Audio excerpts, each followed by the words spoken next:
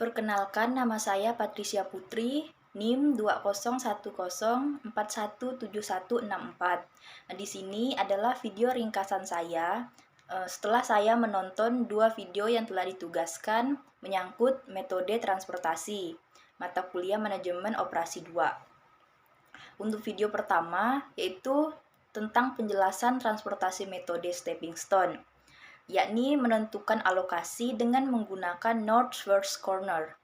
Pada tahap pertama, lihat sel yang kosong. Dari sel kosong tersebut, kita dapat memulai loncatan pada sel yang sudah terisi dengan searah atau berlawanan arah jarum jam.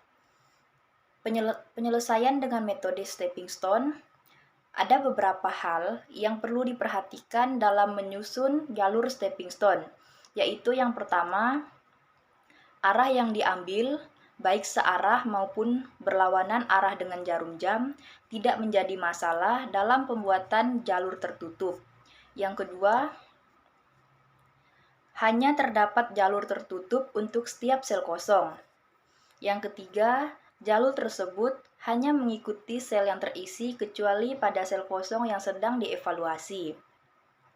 Melakukan perhitungan biaya pada sel yang kosong tersebut dimulai dari sel yang kosong. Perhitungan dilakukan dengan menghitung biaya sel yang kosong terlebih dahulu dengan memberi tanda positif, selanjutnya negatif, positif, negatif, dan seterusnya. Karena terdapat hasil yang negatif, maka alokasikan produk dari nilai negatif tersebut. Yang dilihat adalah isi dari sel tersebut. Tambahkan dan kurangkan isi sel tersebut dengan melihat isi sel yang memiliki nilai yang paling kecil. Video kedua menjelaskan tentang metode transportasi. Masalah transportasi secara umum berhubungan dengan masalah pendistribusian barang dan beberapa kelompok tempat penyediaan yang disebut sumber ke beberapa kelompok tempat penerimaan yang disebut tujuan. Dalam masalah tertentu yang dapat meminimumkan total biaya distribusi. Secara umum, penyelesaian masalah transportasi dilakukan dengan dua tahap, yaitu tahap solusi awal dan tahap solusi akhir.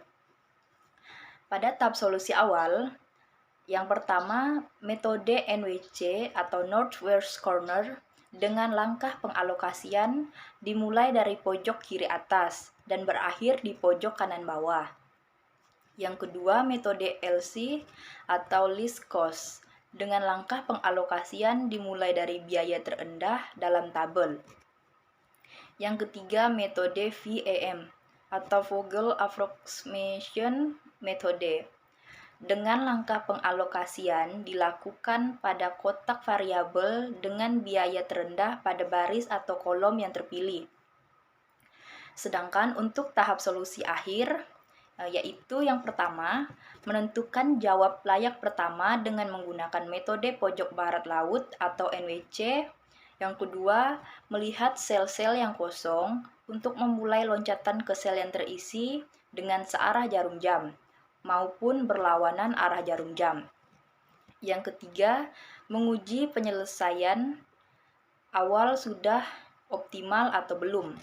Yang keempat, mengulangi langkah nomor 2 jika hasil perhitungannya tiap sel masih ada yang negatif. Dan kesimpulan saya setelah menonton dua video di atas, yaitu dengan memahami metode transportasi, kita dapat menggunakannya untuk mengatur distribusi dari sumber yang menyediakan produk yang sama ke tempat-tempat yang membutuhkan secara optimal. Baik, sekianlah video saya. Atas perhatiannya saya ucapkan terima kasih.